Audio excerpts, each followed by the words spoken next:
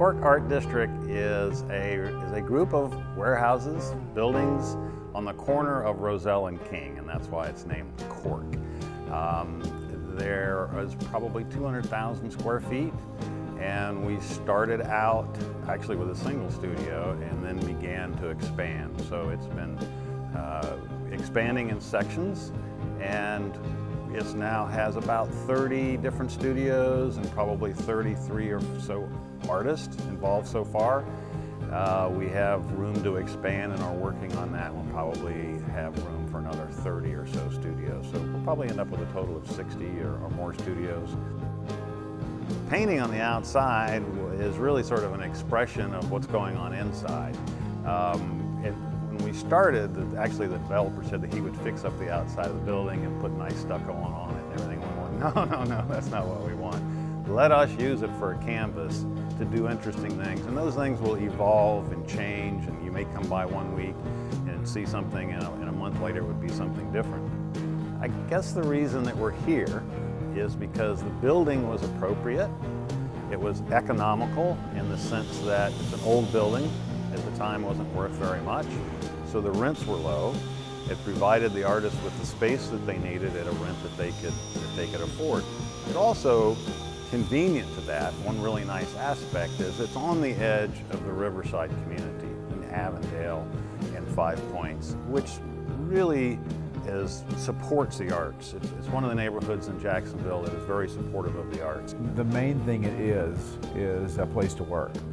And the people, the developers, landlord who owns the space was good enough to realize the value in having workspace. And so I think there's a lot of probably ideas that it's something more of a club and more of a, kind of a party place, but it's actually, the nice thing about it is it's a big place where people that do the same thing can work, and we have the same issues, the same ideas, the same kind of jobs, so that we have this kind of relationship as if there were a bunch of banks on the same block.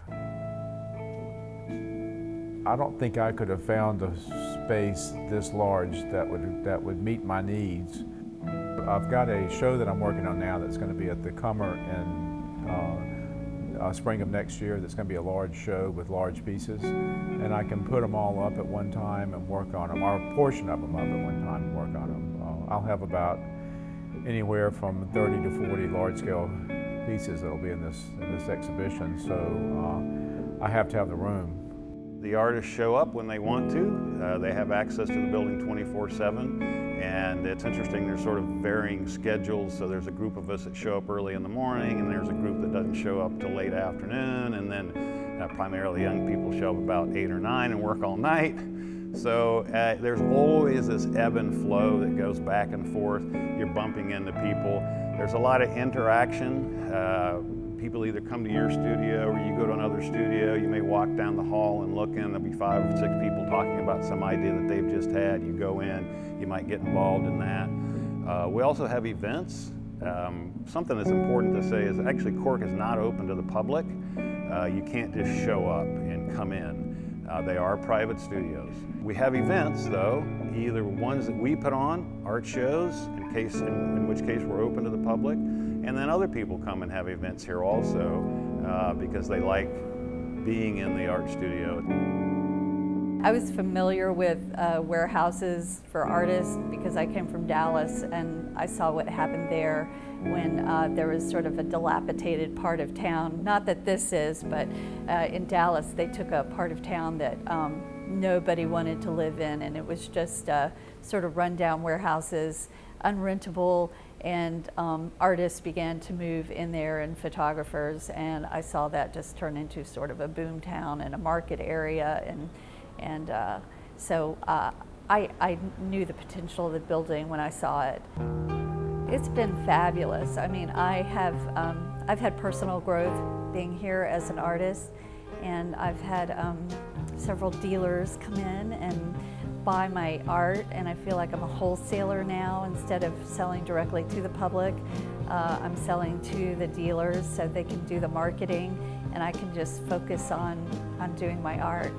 I think one of the reasons that CoRK was so successful so quickly and is growing so quickly is that Jacksonville has a huge enthusiastic arts community, and it's spread out, and we weren't ever sort of all in the same place before. And once this got started, everybody saw the advantage of the focus, of the synergy, of the excitement of really all of us being together. So it wasn't that we're creating artists out of the thin air. They're already here, and this just gives them sort of a focus to participate in different events and different projects.